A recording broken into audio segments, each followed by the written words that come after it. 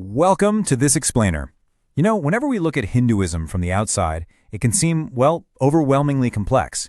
With its vast array of texts, thousands of deities, and millennia of history, it might honestly feel a bit impossible to grasp. But today, we're going to change that. We are going to look at this magnificent tradition not as some confusing collection of ancient rules, but through a framework I like to call the architecture of the soul. Because just like any great building, once you understand the foundation, the framework, and the overarching design, the whole shebang falls perfectly into place. Okay, let's dive into this. How can a faith with nearly 1 billion followers seem to worship a dozen different gods as the supreme, yet simultaneously insist on an all-pervasive, singular divinity? It's a massive question. So in this explainer, we're going to decode this huge, incredibly diverse spiritual system and reveal the beautiful, singular structure that unites it all. To do this, our agenda is to cover 1. Wisdom of Vedas and Upanishads, 2. Dharma, Karma, and Samsara, 3. Evolution of caste system, 4. Moksha, the ultimate goal, and 5. Deities and major denominations. Basically, we're going to build our understanding of this religion like a house, starting right at the foundation. So, Section 1, Wisdom of Vedas and Upanishads. Like I said, every great piece of architecture absolutely needs a rock-solid foundation. And for the Hindu worldview, that foundation is built entirely upon its most ancient and revered texts. Now, what's really interesting here is the actual nature of these texts. The Upanishads and the Vedas are known as Shruti literature, which literally translates to that which is heard. According to tradition, they weren't written by humans at all. They were revealed directly to ancient seers. Placed at the very end of the Vedic texts, the Upanishads are often called the brilliant crown of the Veda. They mark this massive shift in focus from external sacrificial rites to an intense, deeply spiritual quest for inner truth. The ancient Vedic corpus is brilliantly structured. The 4 main Vedas are broken down into these progressive sections. You start with the Samhitas, which are hymns. Then you move through the Brahmanas and Aranyakas, and finally arrive at the Upanishads. Our source material beautifully illustrates this progression. It says the transition from those early hymns to the philosophical Upanishads is literally like moving from mystifying twilight into the bright, brilliant sunlight of the day. The implicit becomes explicitly rigorous.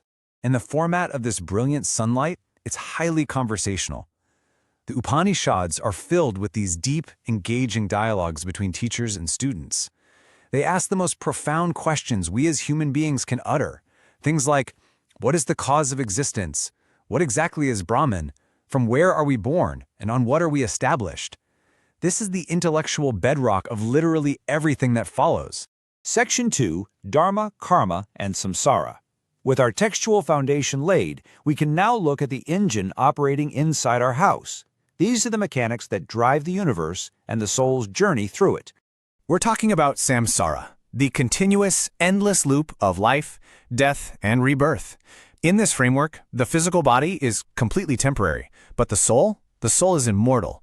It just moves from one temporary housing to another. But what determines the nature of that next house? It isn't random. No way. It's governed by a strict, objective law of physics for the soul, driven purely by the actions taken during life. So the crucial point is understanding the dynamic relationship between dharma and karma. Dharma is the cosmic rule. It's this moral force that keeps the universe running. It essentially tells you what your duty is, depending on your station in life. Karma, on the other hand, is the objective law of cause and effect. It's the footprint of your actions. Good actions naturally yield favorable rebirths. Negative actions yield less ideal ones. There's a striking philosophical observation from the texts that perfectly captures this relationship. Karma without dharma is blind, and dharma without karma is lame. You simply cannot understand them in isolation. Doing deeds is just blind action unless it's guided by the righteous duty of your dharma. And conversely, knowing your duty means absolutely nothing if you don't step forward and actually perform the actions, the karma. They work together perfectly to govern the soul's progression. Section 3, Evolution of Caste System. Now, let's step into the historical floor plan of the society that grew out of these cosmic concepts. How did this idea of dharma manifest in human civilization? Well, originating in the early Vedic period, around 1500 to 500 BCE, Indian society was historically organized into 4 primary varnas, or social classes. The Brahmins served as priests and scholars. The Kshatriyas were the warriors and rulers. The Vaishyas operated as merchants, and the Shudras were the laborers. Originally, this functioned as a systemic division of labor, practically linking a person's cosmic duty, their dharma, directly to their societal role. Historical documentation shows us just how deeply entrenched these dynamics became. Over millennia, this system evolved from those occupational divisions recorded in ancient texts into a highly institutionalized and rigid hierarchy. It's a structure that adapted through medieval, colonial, and contemporary periods. And while it provided historical continuity, our sources also document how it laid the groundwork for persistent inequalities and caste-based discrimination that contemporary Indian society still grapples with today. Let's move to and see how this builds to Section 4, Moksha, the ultimate goal. We're looking at the very top of our architecture, the roof, because the whole point of this spiritual system isn't just to stay in the house forever. The ultimate goal is to escape it. To understand that escape, we really need to master two core concepts, Brahman and Atman. Brahman is the universal, transcendent reality. It is the absolute essence of the entire cosmos. Atman, on the other hand, is the individual soul, your inmost self. Now, the fundamental human problem, according to Upanishadic thought, is that we are ignorant. We think the Atman and the Brahman are totally separate. We think we are just isolated individuals wandering through a material world. But the great breakthrough of Hindu philosophy is summarized in three powerful words: that art thou. This is the ultimate realization.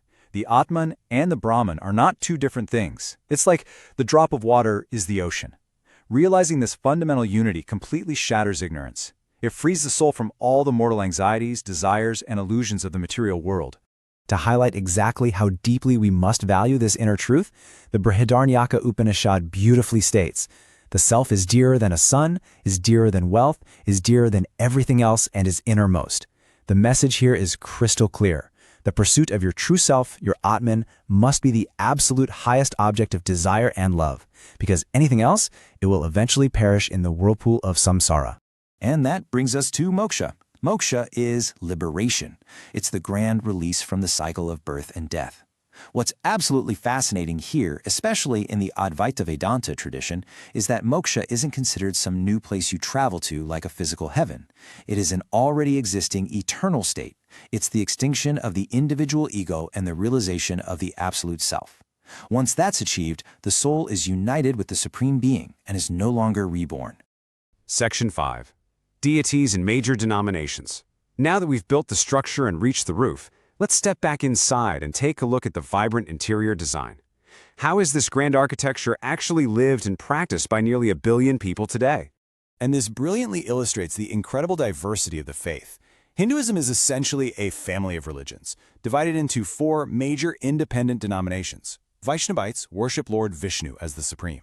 Shaivites worship Lord Shiva. Shaktas worship the Divine Mother, Shakti. And Smartas, they leave the choice of deity entirely up to the devotee.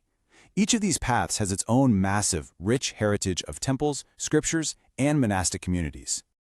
To give you just a taste of the incredible richness within one of these denominations, look at Vaishnavism. Vaishnavites believe Vishnu actually descends into the world through various incarnations, or avatars. He takes wildly different forms to restore cosmic balance and dharma whenever it's threatened. Alongside his divine consort Lakshmi, he becomes everything from a giant fish named Matsya to the heroic warrior Rama to the deeply revered Krishna, all acting to guide humanity back toward the light. Yet no matter which of these paths a devotee walks, they are all walking through the exact same architectural framework we just built together. Think back to our starting hook. Whether a devotee prays to Vishnu, Shiva, or the Divine Mother, they all universally accept the authority of the Vedas, the laws of karma and dharma, the reality of samsara, and the ultimate liberating goal of moksha. This shared spiritual bedrock is exactly what unites this incredibly diverse tradition. We've seen how the profound texts, the cosmic laws, the social structures, and the ultimate liberation all interlock perfectly. It leaves us with a truly beautiful realization about the sheer flexibility and depth of human spirituality. So I'll leave you with this final provocative thought. If a single, absolute spiritual truth can be approached through so many rich and completely diverse paths, which door would you choose to enter the architecture of the soul? Thank you so much for exploring with us, and I hope this explainer gave you a clear structural understanding of this fascinating tradition.